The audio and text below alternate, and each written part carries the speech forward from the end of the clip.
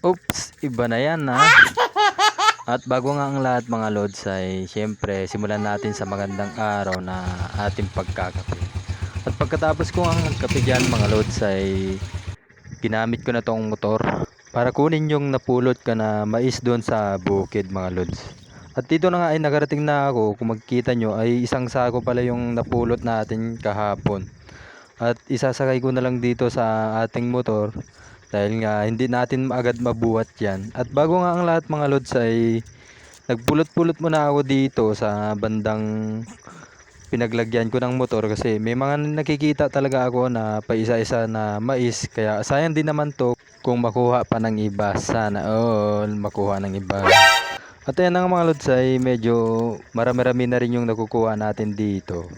At binabalatan ko na nga diretso para hindi na tayo mapagod pa magbalat dun sa bahay, para diretso gayat na lang yung gagawin natin doon.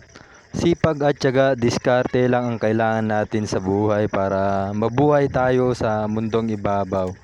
Kasi kailangan natin yung ganitong diskarte para may extra income naman tayo kung sakali.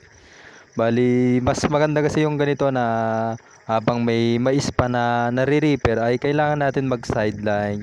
Kasi hindi naman to hadlang para sa ating trabaho kasi nakakapasok naman tayo sa tamang oras. At kung may magsabi sa iyo na cute ka, eh kung wala pa, wala na tayong magagawa. At may mga ibang hindi natin nabalatan kanina kasi nagmamadali na rin tayo. Kaya hindi na natin nabalatan kanina, kaya ngayon ay binabalatan ko na para ipasok ko na sa sako para makapasok na rin tayo sa ating trabaho diyan.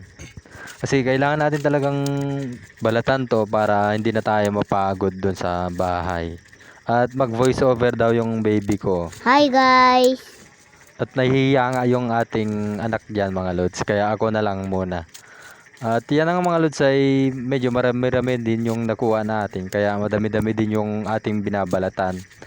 Kasi yung binalatan natin kanina ay pinulot ko na lang din at isasalin ko na dun sa isang sako. At nung naisalin na nga natin tong ating binalatan dito sa isang sako ay pupunta naman ako sa ating alagang baka. Punta muna tayo sa ating baka guys, kasi kailangan naman natin tignan sila kahit papaano. Kahit sobrang busy sa pagdadampot ng mais, ay kailangan pa rin natin siyang puntahan. At ayan na nga mga lods, nakarating na tayo dito at ayan na nga yung ating baby baka. Ito naman yung baka natin na dalawa. Tignan lang natin yung kanilang lubid at saka aalis na rin tayo agad. Kasi magpupulot pa tayo ng mais. Siyempre, kailangan natin yun. Ganyan kasi yung mangyayari sa mga lubid nila kung hindi natin titignan. Kailangan natin tanggalin yan at saka ibalik sa dati. Kaya palagi tayong pumupunta dito para tignan talaga yung lubid nila para hindi sila makawala dito. Kasi kung saan saan lang sila pupunta kung sakaling nakawala sila. At ito na naman, lumapit na naman to. Lumapit na naman tong baby baka natin.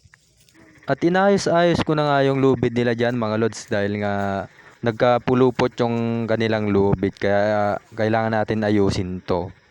At ayan na nga mga lods oh. Siyempre, nandito naman yung makulit na baka. Nagpapalambing na naman sa atin to mga lods. Kung mapagmahal ka talaga sa iyong alaga at maalaga ka sa kanila ay tinuturing kang isang parang pamilya na rin para sa kanila. No, no, no, no.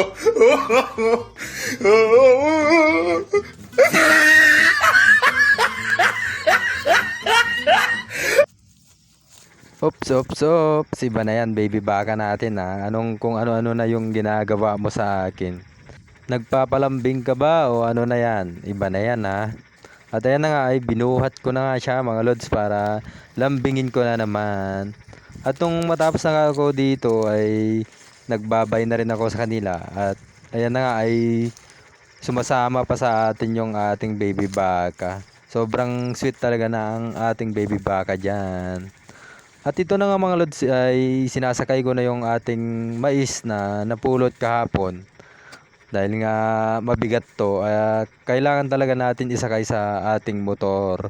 Dahil may motor naman para kargahin yan, hindi yung alam mo nang hindi mo kaya ay pinipilit mo pa. Siyempre, ikaw lang yung masasaktan. Sana all nasasaktan. At ayun na nga mga lods ay buti na lang nakadala ako ng tali dyan. At ingat-ingat na lang sa pagdadrive mamaya.